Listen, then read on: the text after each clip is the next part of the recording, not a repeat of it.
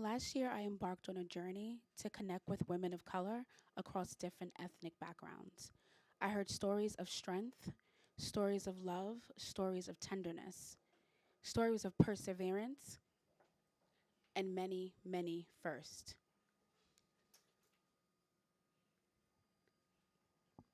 Thank you all for joining tonight. This is the intersections of womanhood.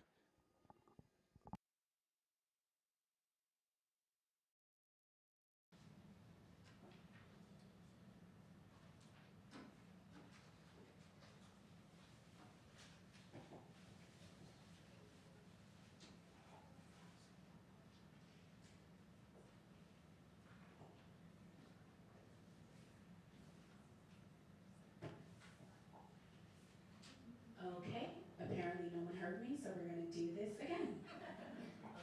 Last year, I embarked on a journey to connect with women of color across different ethnic backgrounds. I heard stories of strength, love, tenderness, and perseverance. I heard many, many firsts. Thank you all for joining us tonight. This is the intersections of womanhood. We're going to start with a performance by Coax Marie.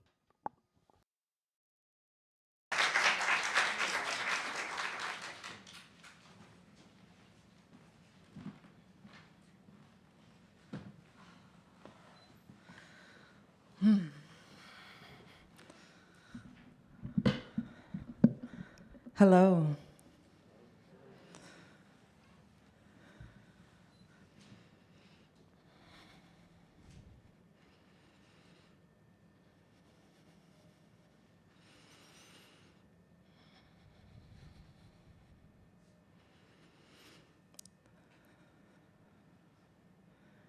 If you can choose one word to describe yourself right now, what would that be? Just allow yourself to sit with that.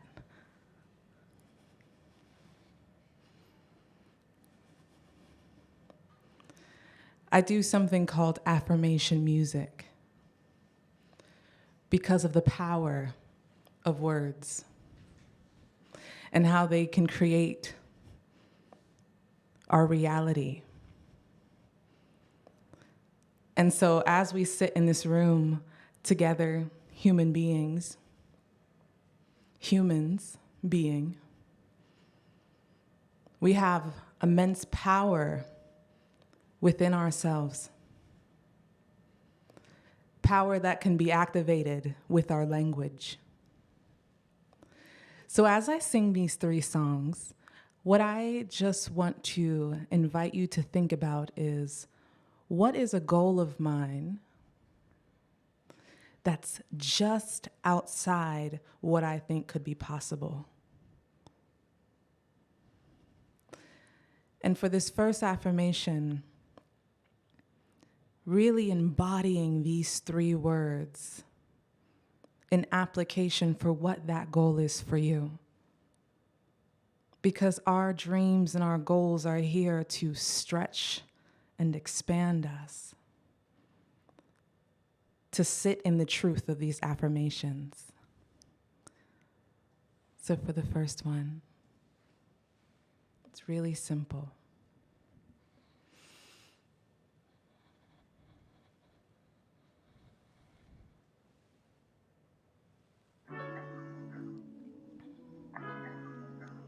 I am enough. I am enough. I am enough. I am enough. I am enough. I am enough. I am enough. I am enough.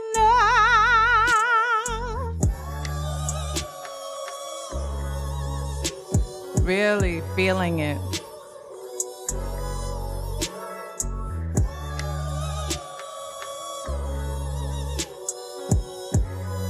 I am enough. I am enough. I am enough. I am enough. I am enough. I am enough. I am enough. It's so simple, so simple. I am enough.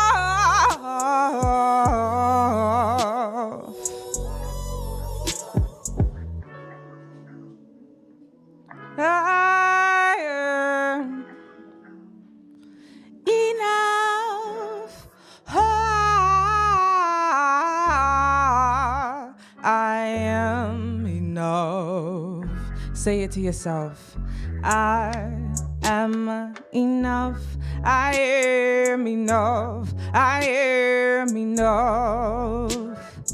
I am enough. I am enough. I am enough. I am enough. Am enough. Am enough.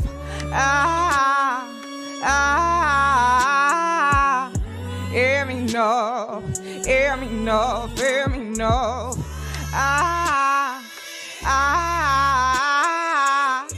Am enough, am enough, am enough.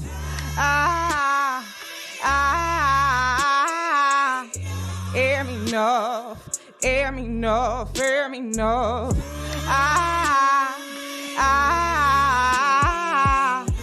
Am enough, am enough, am enough.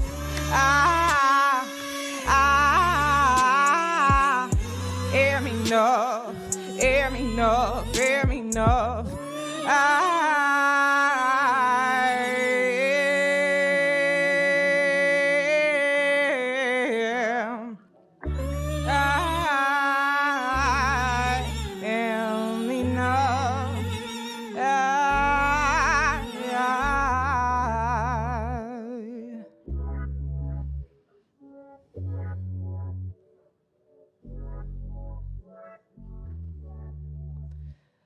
Just to start with those three simple words. How often are we marketed to that we are not enough simply as who we are as we are right now? And it's the disconnection from those three words that can cause us to maybe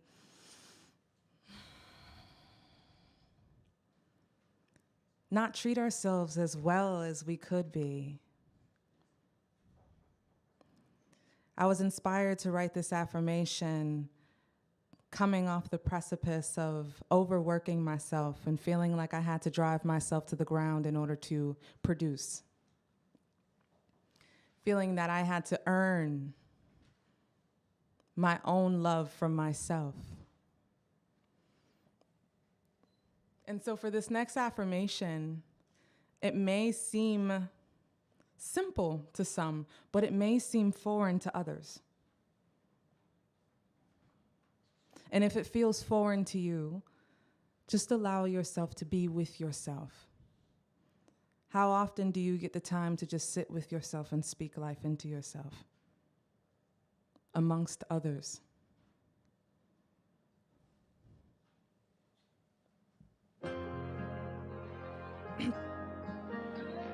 Treat it mine, treat it mine, treat it mine, treat it mine, treat it mine, treat it mine, treat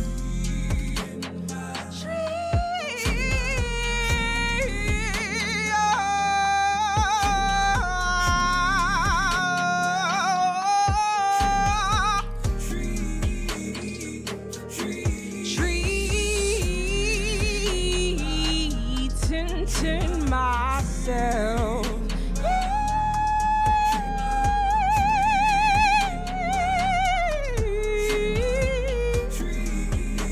Listen to it.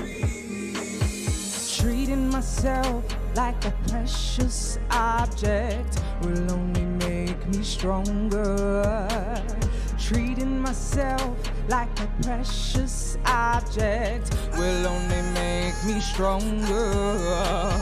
Treating myself like a precious object will only make me stronger.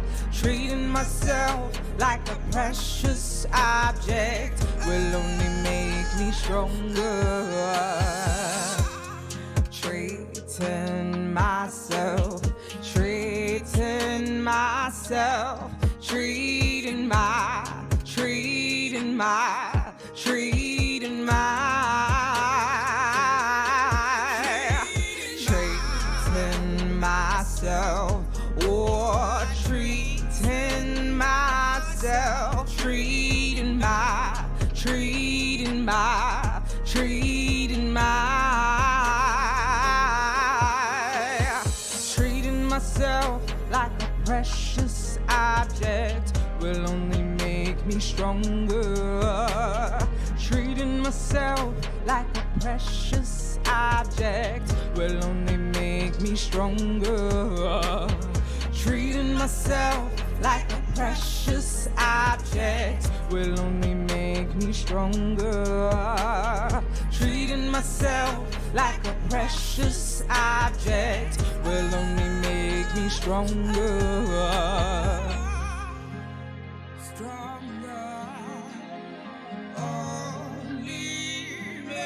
Just think about your heart. Stronger. Precious, precious,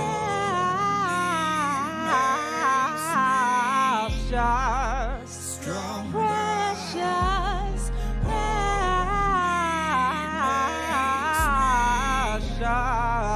strong, precious.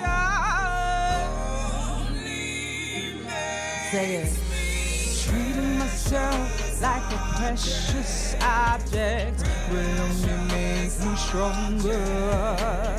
Treating myself like a precious object will only make me stronger. Treating myself like a precious object will only make me stronger. Treating myself like a precious object will only make me stronger.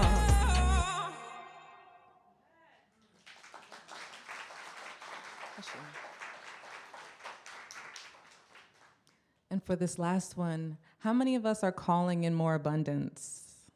Anybody calling in more abundance into their life? Yes, exactly. Representative of the unlimitlessness. Is that a word? Unlimitlessness? The unlimitlessness of our nature and how we are here to expand and create. And there is really no limit to what we can draw into our lives and what we can be of ourselves. And that's a representation of who we are. So for this last one, I want this to ring true to your soul, to the very being that you are. Because you are the abundance that you are seeking to attract. Because when you have it, it's going to give you a feeling. And that feeling originates from you. And if you can activate the emotional state, then you can call that abundance to you because it is you. And so for this last one, I just want you to consider what you are really calling into your life and how that is truly a reflection of who you truly are.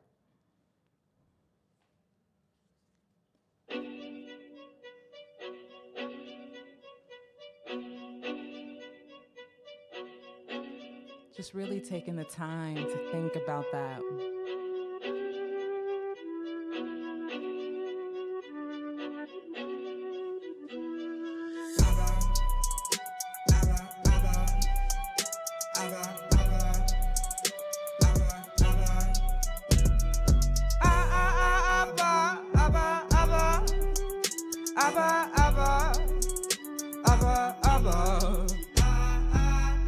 Think of all of your calling into your life right now and how you don't have to work for it. You don't even need to try.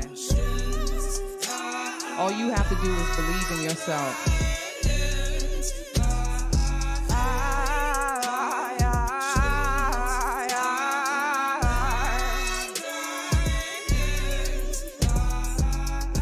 I attract abundance.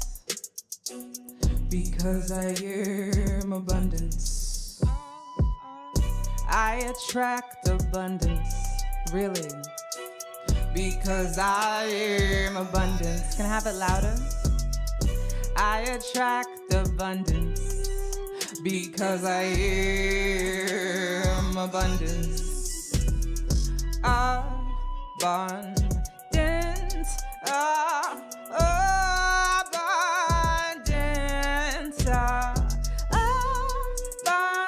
abundance, abundance.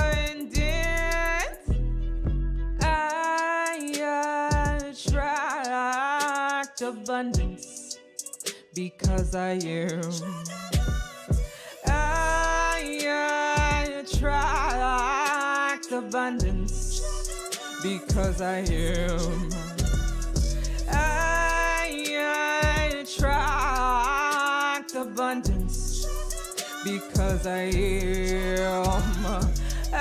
I attract,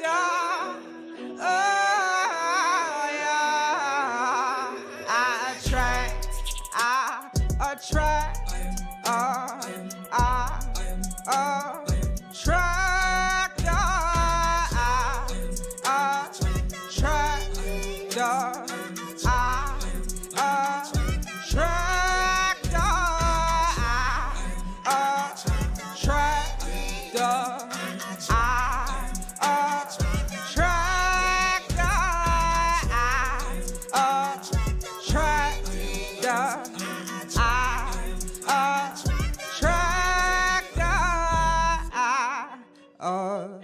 attract abundance.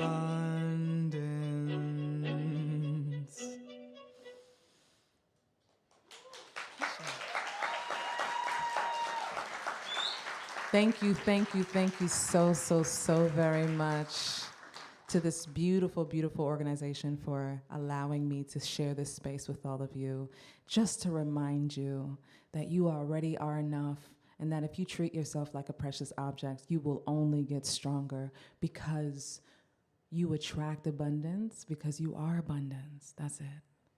Much love.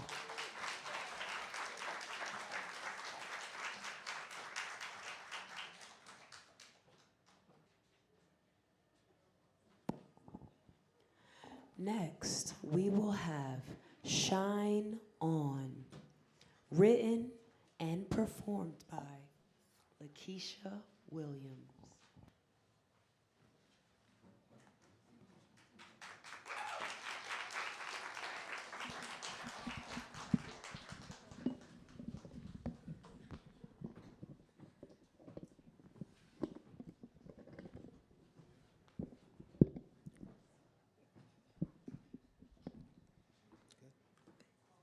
Yes. Good evening, everyone.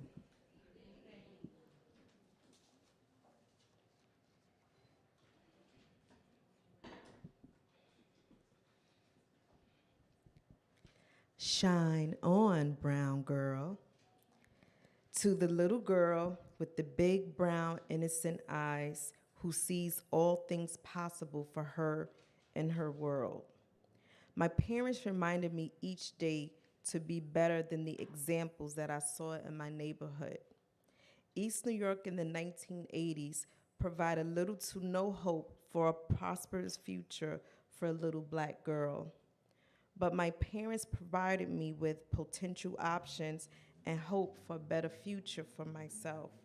They didn't know who or what exactly, they just knew a better life existed for their children. This was enough to build the strong foundation that was necessary for me to see beyond the crack house that operated in plain sight right next door to where I lived.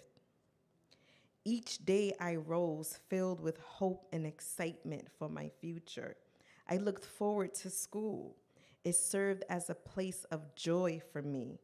In school, I flourished academically and creatively. I remember the storytelling contest and the little bun story that I recited. I also remember my heart being crushed when I did not win. I held the disappointment in all day at school. I remember later that night, my mother asking me about the contest.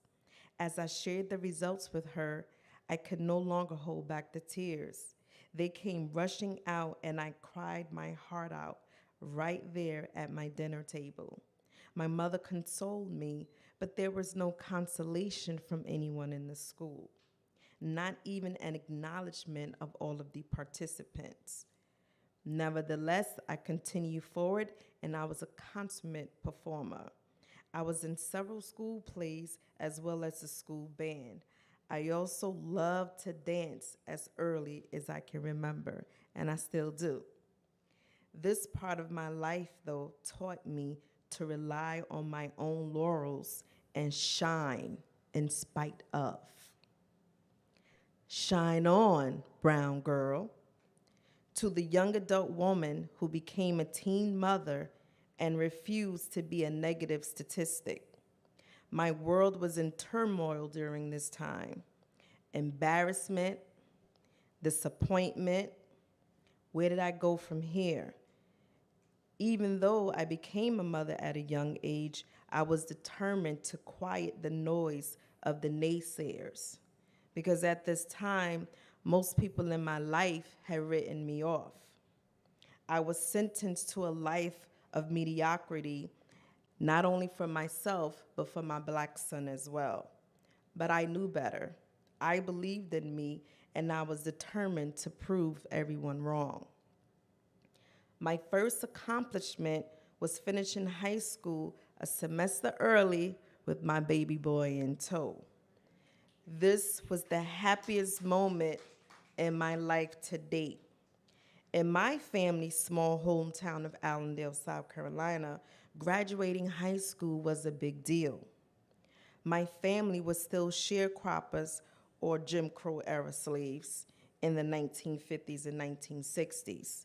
So going to school was a luxury that many of my older relatives could not afford. With my high school diploma in tow, I now felt vindicated.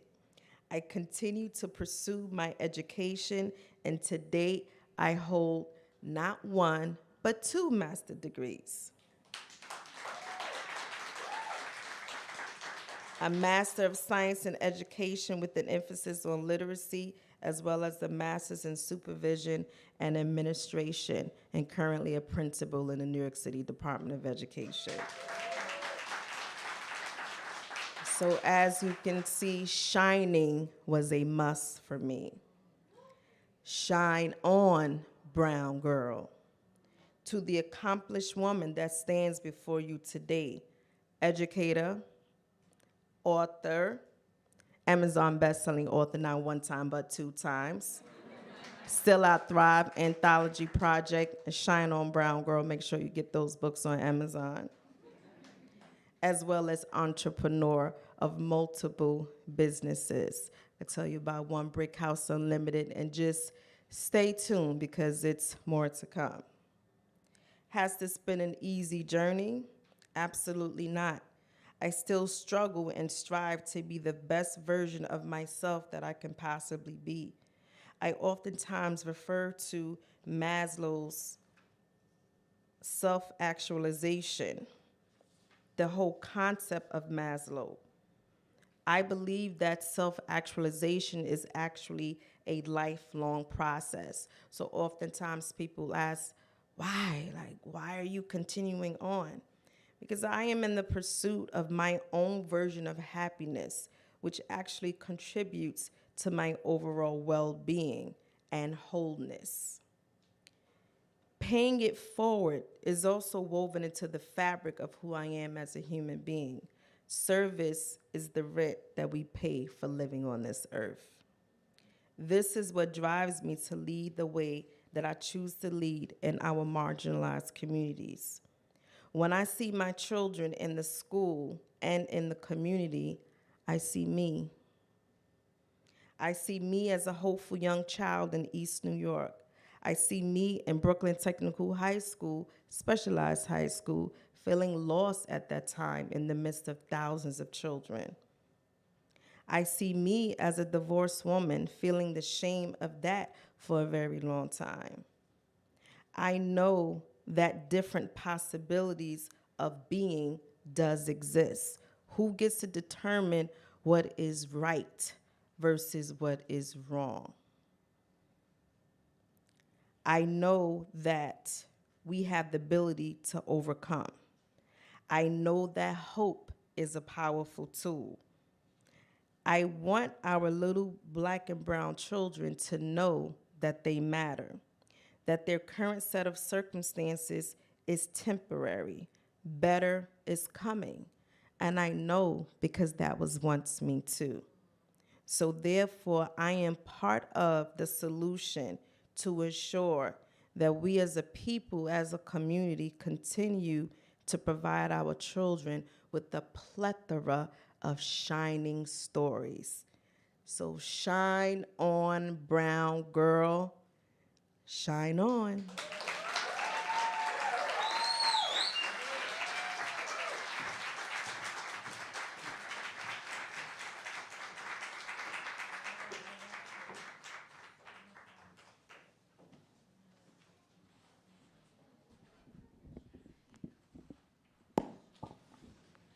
Next, we will have a short film directed by Chantel Castillo.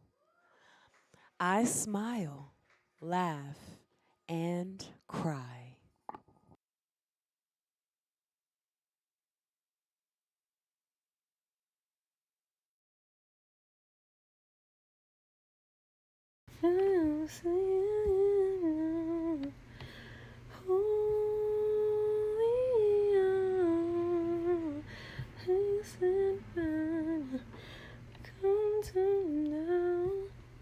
To be honest, I don't know how to write about beauty, because growing up, nobody really told me that I was beautiful. I was overlooked like every other black girl in America. I'm just not what they look for. I'm not what they seek. And they ain't really have to say it, because girls like me, we're barely represented, not propped up for the world to see, not slapped on every magazine, not talked about unless it's the obscene, never in the campaigns unless it's convenient for them. Oh, now you love me. No, you just love money. They said my nose was too big, lips too full, curves too wavy, coils too tight, my hairstyle's too much. Dial it back. Don't wear that. Keep it neutral. That doesn't compliment your tone. You should lose weight so you can fit our clothes. Like, there's only one body type in the world. They promote us to change, but that's how they keep us chained. One day, I looked myself in the mirror and said, why am I allowing them to define beauty for me?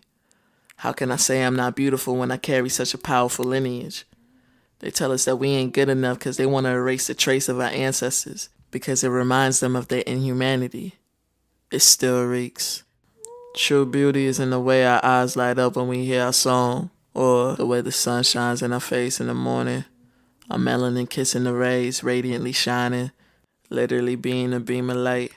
There's beauty in taking life blows better than any boxer, cause I mean, a woman birthed Ali. You is smart, you is kind, you is very important. They should have said that to black girls too, cause we need that reassurance. Tó bá fẹ́ láwẹ̀, omi ló máa lò. If you want go wash, na water you go use. Tó bá fẹ́ sebẹ̀, omi ló máa lò. If you want cook soup, na water you go use. Torí bá ń gbóná, omi lẹ̀rọ rẹ̀ o. If your head dey hot, na water go cool am. Tọ́mọ bá ń dàgbà, omi ló máa lò. If your child dey grow, na water him go use. If water kill your child, na water you go use. Tómi bá pamọ́ ẹ o, omi náà ló máa lò. Kò sóhun tó lè ṣe kó o má lómi o. Nothing without water. Kò sóhun tó lè ṣe kó o má lómi o. Omi yóò lọ́ọ̀ta o. Lọ́ọ̀ta, iná gẹ́gẹ́ gẹ́gẹ́. Omi yóò lọ́ọ̀ta o. Lọ́ọ̀ta, iná gẹ́gẹ́ gẹ́gẹ́. If you fight them unless you wonder. Lọ́ọ̀ta,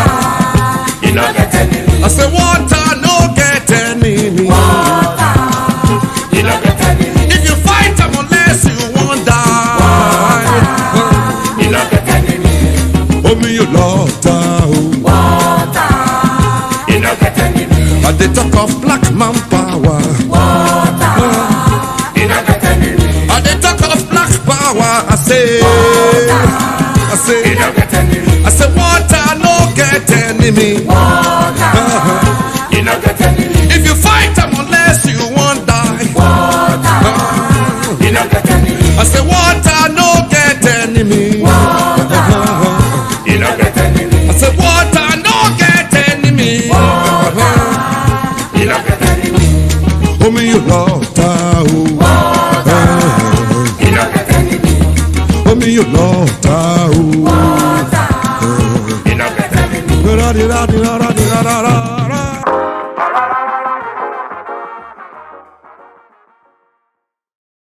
In the way that we sing and dance with such joy even when our world is falling apart. It's in the way that we sing patty cake and play double dutch and hopscotch at the playground. In the way that we wear beads in our hair, barrettes flowing in the air. It's in the creativity we possess, our prowess, our tenacity, our audacity. Beauty isn't linear. Beauty isn't as shallow as y'all make it out to be. She's more than describing a look. She's an adjective that acts like a noun. We're beautiful. It's beautiful. Where we from, beautiful. She's omnipresent. There's a beauty in everything, in everyone, especially us.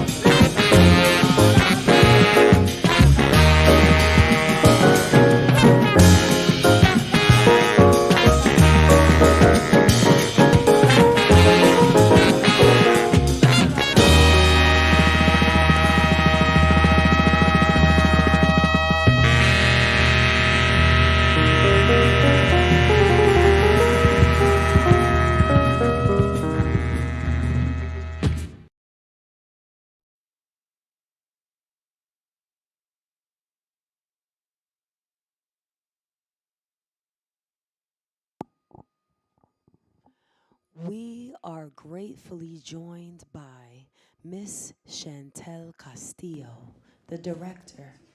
She is going to share a few words with us about her film.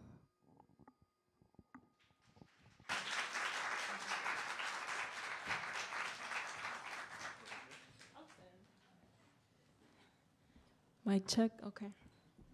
Hi everyone. My name is Chantel. As you can see, obviously, it was on the screen.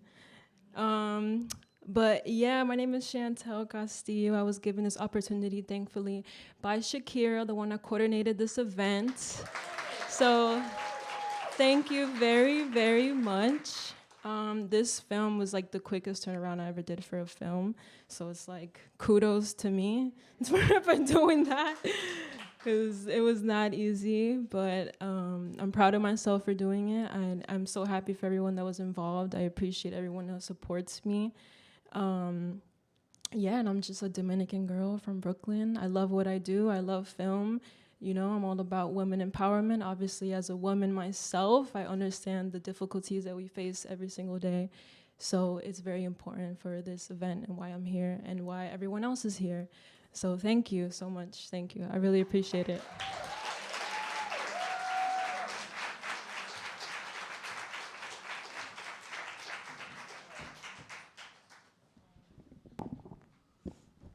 Next, we have Unapologetic Leisure, written and performed by Kelsey Muhammad.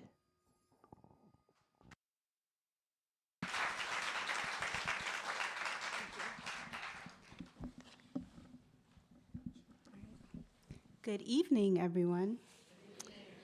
Tonight, I'm going to be reading a piece entitled Unapologetic Leisure. I believe that since the pandemic and onwards, we should unapologetically embrace self-care, rest, and leisure. We often speak about being our ancestors' wildest dreams. The long hours, grinding, and sleepless nights are justified because we're working towards being at the top. But what if our ancestors' wildest dreams are to rest? Our ancestors worked for generations so that one day their successors would be able to live a life of leisure. My parents left their home country of Trinidad and Tobago in search for a better life. As a child, my mother imagined America to be a magical place filled with gold brick roads, a place where everyone was wealthy and happy. Instead, she came to a country where she had to clean wealthy people's homes, be a caretaker to their children, and worry about how she would afford rent and food. She often talked about the night where her roommate and her had one orange to share amongst them. She would spend her days in Long Island working for the family who sponsored her, and her nights living in a basement apartment in the Flatbush neighborhood of Brooklyn. Winters were freezing and summers were scorching. In lieu of spending her 20s clubbing and living life in NYC, she had multiple jobs and took her hustler mentality to another level. That hustler mentality was passed down to me. I'm an only child and first-generation American raised in a very Trinidadian household. Striving for excellence was a requirement for me. Although my parents didn't go to a university and they don't have degrees, it was up to me to be the first to graduate high school and attend a university, get a degree. From piano lessons to pre-college classes on Saturdays and during the summer, they made sure I got to experience everything that they didn't. This was the reason they came to America. For so many years, I equated being busy and grinding to being on the right track to success. After all, I had to give my parents good news so that they can tell my aunts and uncles back in Trinidad. That's the story of so many children of immigrants living in America. We just want to make our parents proud, but at what expense? My 20s consisted of working 15 plus hours a day, having multiple jobs, and trying whatever I could to make it to the top. An entire decade of prioritizing work and putting mental health on the back burner led to burnout. The anxiety, loneliness, and self-doubt are all too common among my generation. We're all in a rat race to make it to the top. Is this what life is supposed to be? I often wonder how proud my grandparents would be of my parents today. They migrated to the United States and worked hard to make a living in this country. They secured good jobs, bought a home, and raised a child to be an adult who felt equipped to go after their dreams. I'm sure they would be proud that their children took a chance and created a better life for themselves. This is what sparked my idea that our ancestors' wildest dreams are for us to rest. We've been working so long to reach goals set for us by society. The pandemic, especially last year, taught me that life is meant to live. I had my head down working for so many years. I'm ready to have my head up doing the inner work which shines through confidently. My job is to break the generational curses within my family. A life of luxury is what I deserve. It's what we deserve. No more beating ourselves up for not doing enough. The best inspiration comes from doing nothing. Now I enjoy spending one day a week doing nothing. I'm able to see with a sharper eye, hear with a sharper ear, and write with a sharper pen. I release the pressure to live up to a certain standard. I will always move with excellence, Black excellence, but now my excellence is matched with unapologetic leisure. We are born into this world and will return to the soil once we are gone. From now until I am returned, a life of leisure will be taught to my children, and so forth and so on, a new generation will be born. How powerful is it that as women, we can not only stop generational curses within our family, but we are able to start new generations and create new dreams for our successors as their ancestors. They are their ancestors' wildest dreams. Thank you.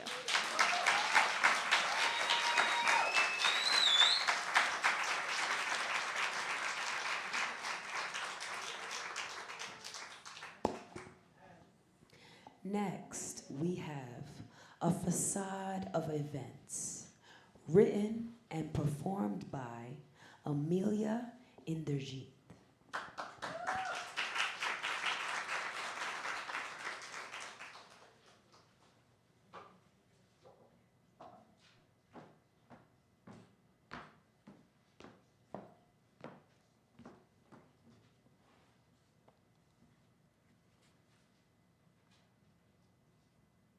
I learned my grandmother's name the day I attended her funeral. It never occurred to me in those 14 years of existence that she had a name beyond that of which I called her. Now I call her by her name because while I know that woman, I'm unfamiliar with her pain. Perhaps this is the complexity of innocence or the epitome of ignorance, yet I'm plagued with uneasiness at my intolerance. The little girl my grandma knew dreamt to please. She believed it was enough. Yet I find myself wondering if that is truly how I wish to live, because I just no longer find the will to give. A bleeding heart, a bleeding smart mouth. I stare at pitch black ceilings, wondering if we find ourselves or lose ourselves when we give ourselves away. Perhaps that is why I never knew my grandmother's name, and perhaps that is why I stay away when I find myself drawn towards men who like to play. Perhaps I get close, but then afraid, and find a reason not to give myself away. I, the woman before you, walk in sheer beauty, with gentle footsteps so quiet as not to disrupt the morning dew.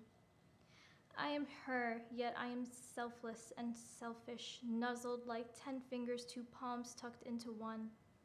I am the soul with rosacea cheeks and delicate strands of hair, quietly peeking over my shoulder to get in on the conversation.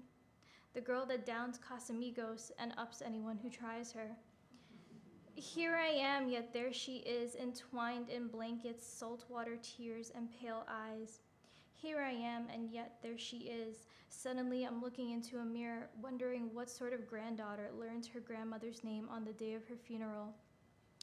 What sort of daughter knows the strongest person in this world is her mother, yet she struggles so hard to say she loves her? How can we forgive when we cannot figure out how to live? How do I forgive when I cannot figure out how to live? Perhaps I stand alone, the naive girl who picks and breaks her own bones and writes words with blades to hurt me. Perhaps I am the poet who merely pretends to know it, the girl who looks okay but falls off a bit. Here I am, and there I go. On the day of my grandmother's funeral, on the day of her funeral, I learned my grandmother's name. And I've spent the last 4,199 days trying to forgive myself for my own endless sick blame. Thank you.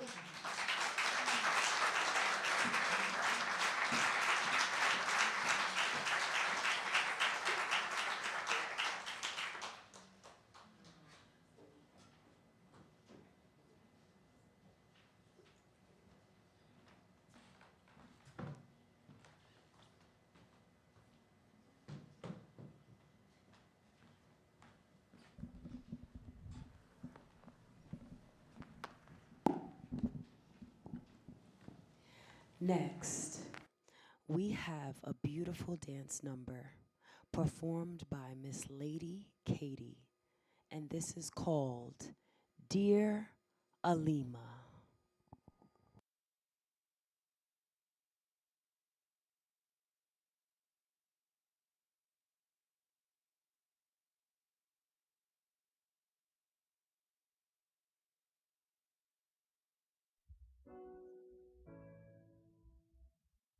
I was always raised to understand a person's exterior does not matter. It is their character.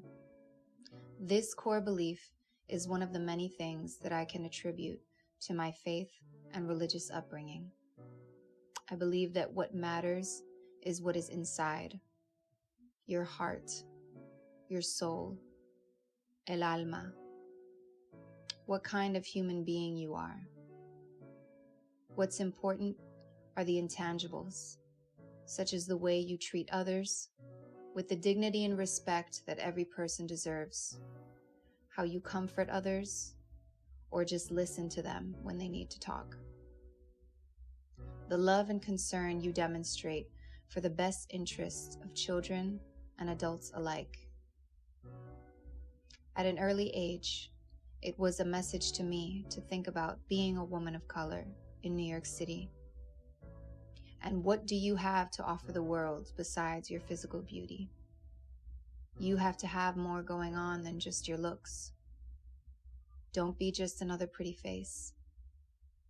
To me, that meant using my creative talents to help other young women of color find their happiness and their own way in life. I was fortunate enough to grow up with some amazing examples of what it means to be a woman, and more so, a woman of substance. My mother and younger sister are two of the most educated, talented, cultured, and kind women I know. Growing up, our mother exposed us to the Catholic faith, the arts, history, as well as various languages and cultures. My mother is fluent in 5 languages. My sister is an accomplished fine arts photographer. Both my mother and sister graduated from prestigious universities. Their lives have always been a constant motivating force in my life. Their support for me and my dreams has been crucial to my development as a woman. However, none of us would be here without my grandmother, Rosa Rivera, the matriarch of our family. To put it simply and bluntly, she was the most badass woman I've ever known. A pillar of strength, beauty, and love. A riot, a jokester, lover of life, and a woman of deep faith in God. She was very fiery, sassy, and outspoken. She was a devoted wife, mother, and the best grandmother a kid could ask for. She treated us like her treasures, sus tesoros, but she also let us know that she was not anyone to be messed with. Not that we ever dared to try. She always seemed larger than life when I was younger. She never seemed to age. Contrast that to being a grown woman, pregnant with my first child, watching my tiny, frail grandmother deteriorate before my eyes. She was my absolute heroine. She was my world. I remember praying to God, asking him to let us keep her on this earth, at least until my daughter was born. Please, God, just let my grandmother lay her eyes on her great-granddaughter. Let her light and wisdom shine on my first child for some time. Let my daughter bask in the magnitude of the extraordinary woman that is her great-grandmother. I know I may be selfish, Lord. You have let me keep my grandmother for my whole childhood into adulthood, but this is a prayer for her and my daughter. God answered my prayers. My daughter was born in November 2017, and my grandmother passed away in October of 2018. As my grandmother would always say, when God closes one door, he opens another. My grandmother's humble beginnings began in Mayagüez, Puerto Rico. She was born to a poor family, yet instilled with traditional values, morals, and a strong belief in God. After she graduated from high school, She borrowed money to pay for a plane ticket to New York City, which she eventually paid off. Her first job in this country was as a seamstress. I remember her telling me she sewed her finger on the first day. Upon arrival, she began taking night classes to learn English, went to college, and received a master's in bilingual education and special education. She later became a special educator and evaluator, ensuring that no child was left behind. I grew up in a multiracial and multicultural household with my parents, my younger sister, and my Spanish-speaking extended family. My grandfather immigrated to the United States, fleeing communism in Cuba, and my father is a Filipino immigrant. As a child, I was always proud of my diverse cultural background. I loved being different. As a teenager, however, all you want to do is fit in. Everyone starts dividing into groups and cliques around this time. Sometimes the groups are created based on your interests, or where you live, or your race. Although I grew up going to school with kids of all ethnicities, I never saw anyone who looked like me. I, however, was always seen as the Asian girl amongst my classmates. Even among the Latinas, I was always called La China or Chinita, aka the Chinese girl. If I had a nickel for every time I was asked, "Are you Chinese?" I didn't look like my Latin friends, but I didn't look like my Asian friends either. Filipinos are somewhat isolated from the rest of the Asian community, so my Chinese and Korean classmates didn't really know how to receive me either. My mother once told me that when I was a child, someone asked her what country she got me from, assuming that I had to be adopted. It would confuse and upset me hearing this story, but it never seemed to faze my mother. I would ask my mom, "What did you say when she asked you that?" She calmly stated, "I said she's mine." I remember my grandmother telling me about a conversation she had with a fellow Puerto Rican once she arrived in New York City. The woman asked her where she was from, and my grandmother told her she was Puerto Rican. The woman responded, "Oh, you don't look Puerto Rican." To which my grandmother asked, "What does a Puerto Rican look like?" I always found that story brilliant and hilarious. As a young girl, I was always triggered by the ignorance of others, but my family seemed to handle it with such grace and dignity. Throughout my teenage years, I struggled with embracing all aspects of my cultural identity. I am a woman of a multicultural background with mostly dominant Asian features. However, the dominant culture I was brought up in was Latino Hispanic American. I didn't always love my facial features or the way my body was built. It didn't look like the ones I saw around me.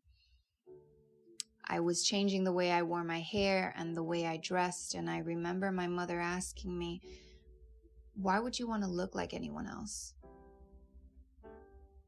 I would have conversations with my grandmother about our Puerto Rican heritage, and she would always remind me that I wasn't just Puerto Rican or Latina, I was also Filipina, and that was a beautiful and special thing. They always taught me that I should be proud of my roots and the way that God created me. My faith is a direct result of my cultural identity.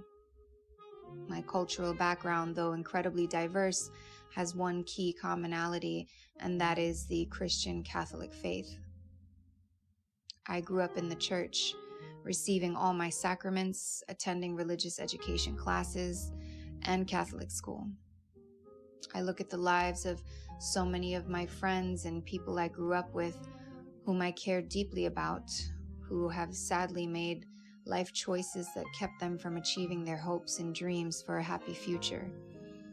And I wonder what kept me from going down some of the same self-destructive paths. I truly believe it was due to my upbringing in the Catholic faith. As far back as I can remember, I always held a deep appreciation, respect, and value towards human life as well as the family. The older I got, the world grew increasingly cruel, and I became even more appreciative of my religious upbringing. In the entertainment industry alone, female artists face the reality of being pressured to say and do certain things in order to be a successful working artist. My sense of self-worth, instilled in me at an early age, protected me from allowing myself to be pressured into compromising my religious and personal values, and thus I did not have to suffer with regrets later. Although I have gone through many rebellious phases in my life and career, I thank God every day for my faith and a family that stressed the importance of it. We by no means were a perfect family, if such a thing exists, but we ate dinner together every night, prayed together, traveled together, and worshiped together every Sunday. Simple activities like these were such a blessing, and again, something later on in my life I was exceedingly grateful for. These are the experiences as a child that you never forget. I always felt nurtured, loved, respected, and appreciated as an individual, and was taught to nurture, love, respect, and appreciate others. Even as a child, I understood that not everyone had the upbringing and the stability that I did in my home. It was something I always handled with sensitivity. I never planned on following the same career path as my grandparents, as educators in the inner city, but I think it was God's plan all along. We are all blessed with gifts, and sometimes we never use them. I thought my mission in life was to be on stage, but it is in a classroom with my students where I found my true purpose. Teenagers often focus on what they think they're lacking, and they can be their own worst critics. As a teacher, I have been able to help them identify their strengths, build their self-confidence, as well as their leadership skills. So many of my students come from broken homes. They did not have the support that I did. I walked into these environments with the idea that I was going to be teaching my students about dance, and ended up becoming what my mother and grandmother were for me, a positive example in their lives, and a reminder that anything is possible. As their teacher, I have continuously tried to help them to see past the exterior, to focus on their gifts and talents and what it is they have to offer the world. I see much of myself in them and so much of my grandmother in me. I am grateful that as a woman of color in New York City, I have the opportunity to share my story and family legacy in the hopes to inspire and empower the next generation of women.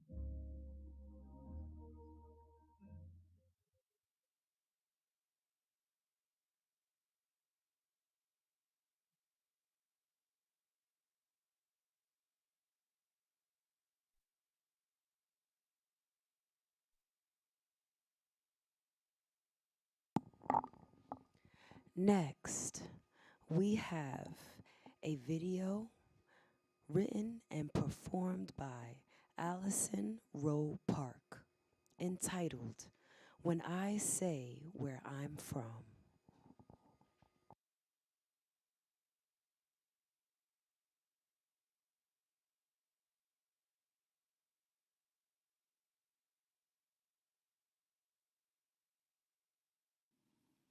When I say where I'm from, growing up in NYC in the 80s and 90s means violence is like an old friend, like your favorite childhood TV show, a neighbor always dropping by unannounced, a landscape that transcends skyline and geography, reaching beyond some of our earliest memories. From the Native American History of Queens by Joanna Ng, Jamaica means place of the beaver, as beavers were abundant in streams and ponds north of Jamaica Bay. Rockaway most likely meant sandy place, Maspeth, bad water place, and once controlled by the Shinnecock, Casina might have meant cold place. Pominock, as in the Pominock housing projects, either land of tribute or land where there is traveling by water. I love the food there, they exclaim, when I say where I'm from, mouths watering for the spices that inspired invasion, rape, and today's colonial world order, aka in the name of democracy. They don't know that you don't know where I'm from until you're running, bare feet pounding on Roosevelt Avenue, tears streaming down your face, the base of the 7 train rippling across a heat wave night. Club lights, street lamp, and sirens, an eerie kaleidoscope in the backdrop. Father/boyfriend/stranger/lover chasing after you, maybe with a knife or a belt in hand. They don't know you don't know where I'm from until you are like me back then, just a girl looking for help in every darkened doorway, monsters everywhere. The first radio commercial ever was to sell Jackson Heights. On August 28, 1922, Queensboro Corporation rang out on radio waves. You owe it to yourself and you owe it to your family to leave the hemmed-in artificial apartment life and enjoy what nature intended you should enjoy. A decade later, as they widen Northern Boulevard, they find they have raised burial grounds, Shinnecock remains emerging, ancestors' fists shaking in dismay, literally breaking out of the earth. Who would have known that in 2022, Queens would be hailed as the most diverse place on earth when in 1939, our country and kinfolk would have been on display in life-size dioramas in Flushing Meadows, Corona Park.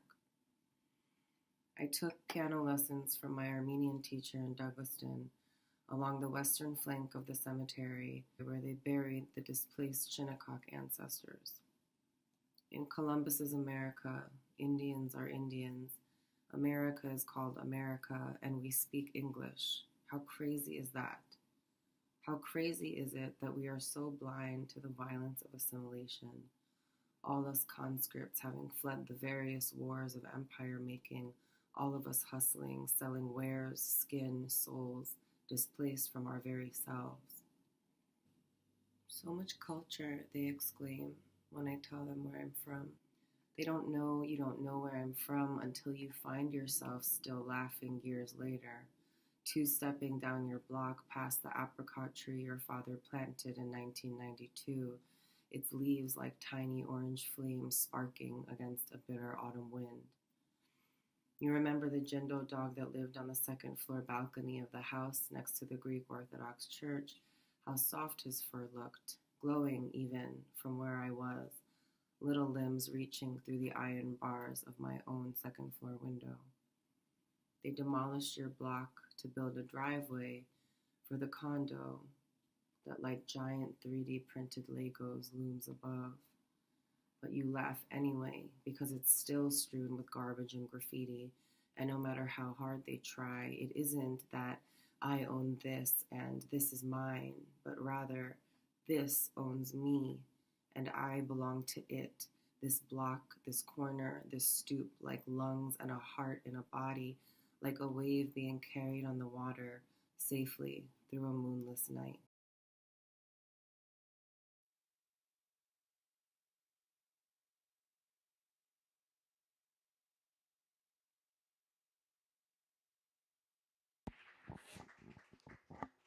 We thank you so much for joining us here at the Intersections of Womanhood, a Thread.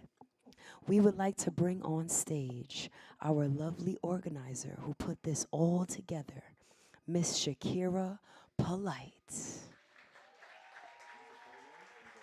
Yeah, give us a little. While she's entering the stage, we would like these two lovely ladies to get ready in their seats. Miss Aaliyah Abrams, and also Aminta Kilawan Nareen.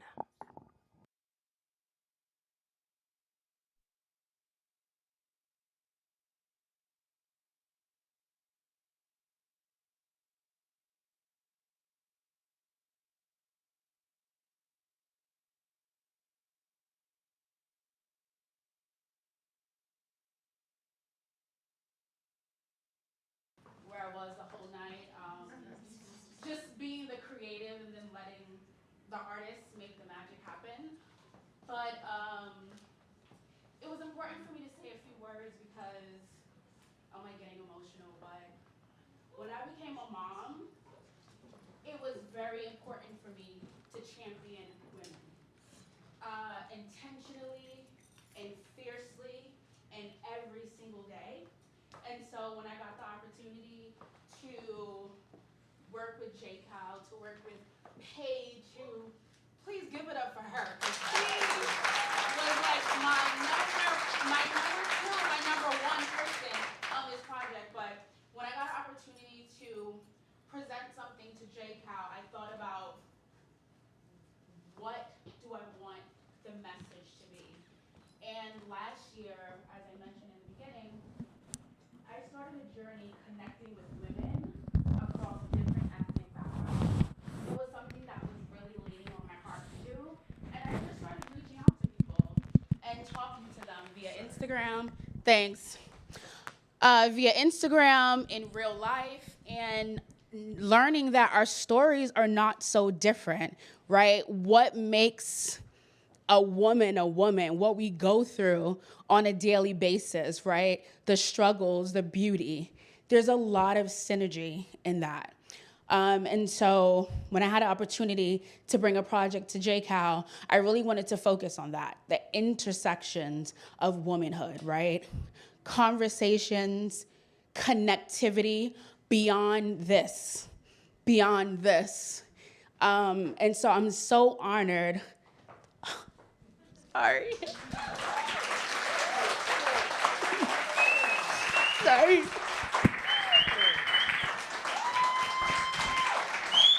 But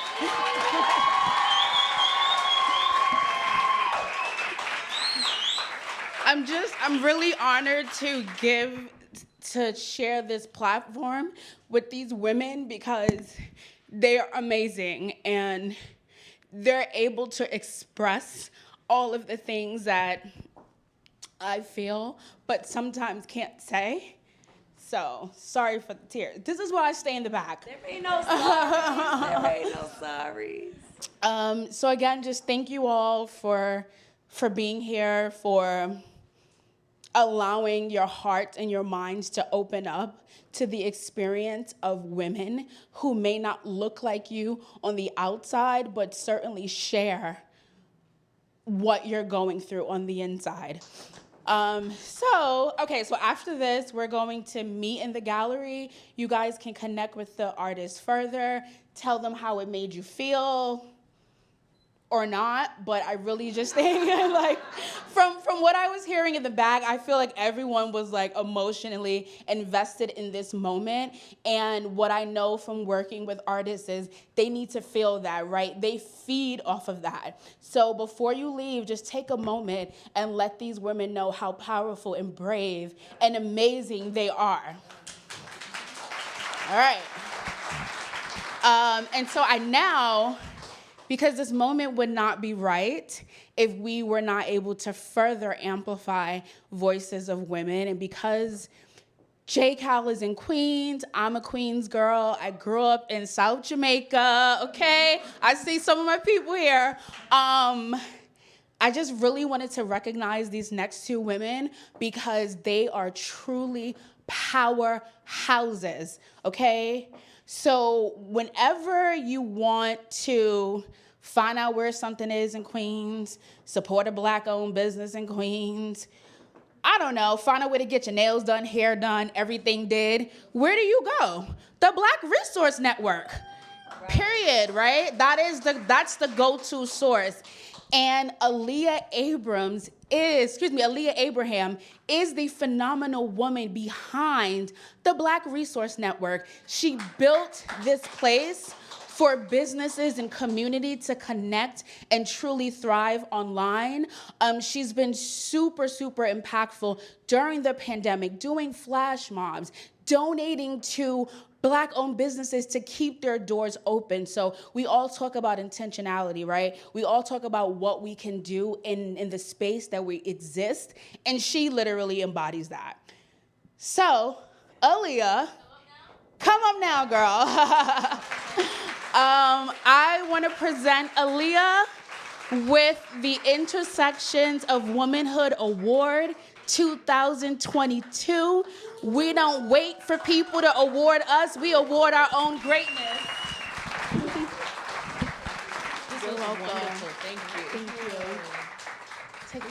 Say a little bit of something. Okay. Hello, everyone. My name is Aaliyah Abraham. Thank you so much to Shakira for putting this together. This was amazing. Thank you so much for the artists for sharing with us. And thank you to my community for always being kind to me.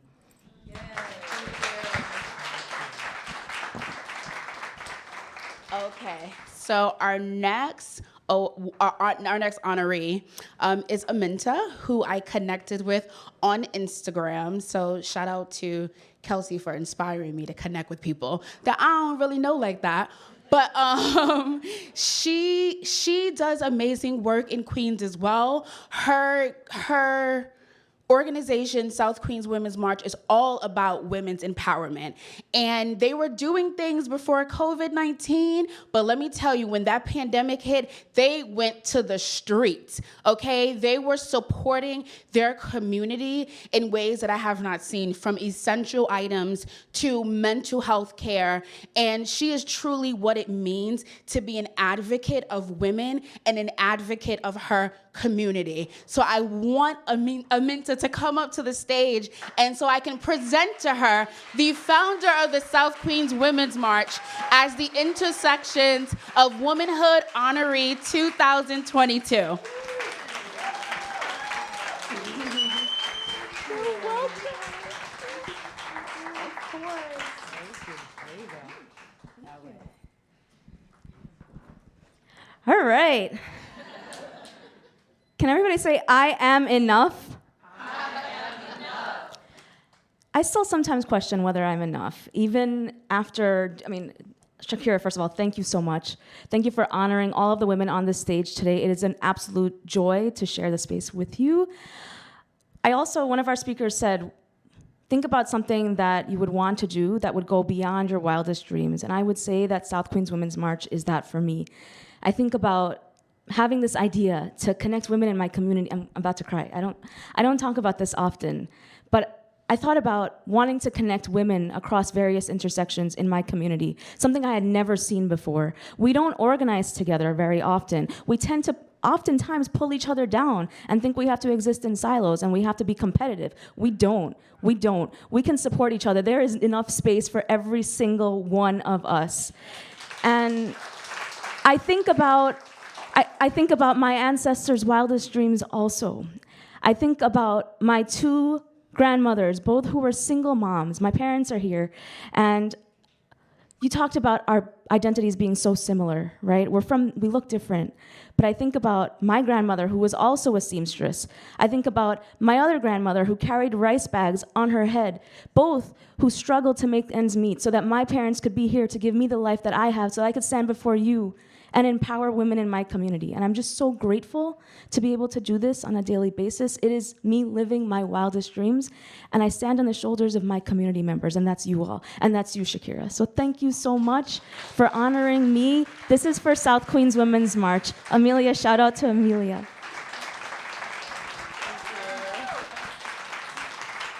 All right, so if I can ask all of the ladies to come up. Come on.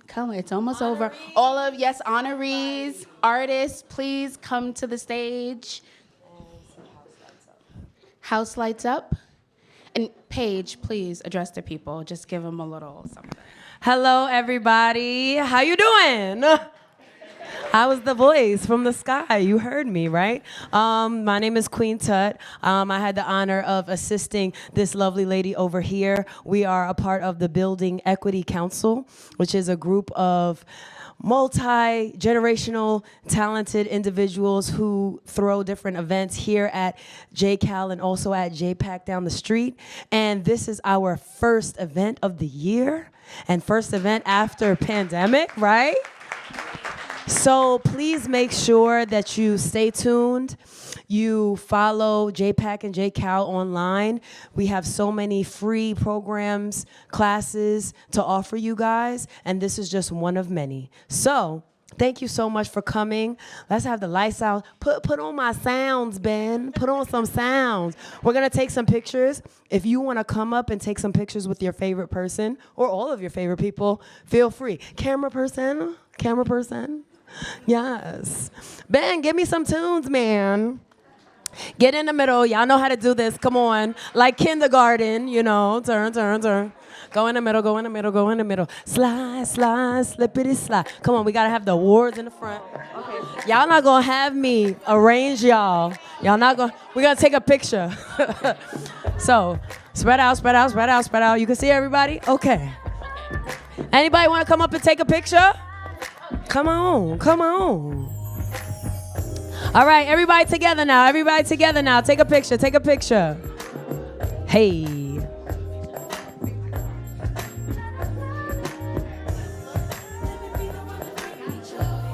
Cheese. I'm feeling that vibe, Ben. Hey.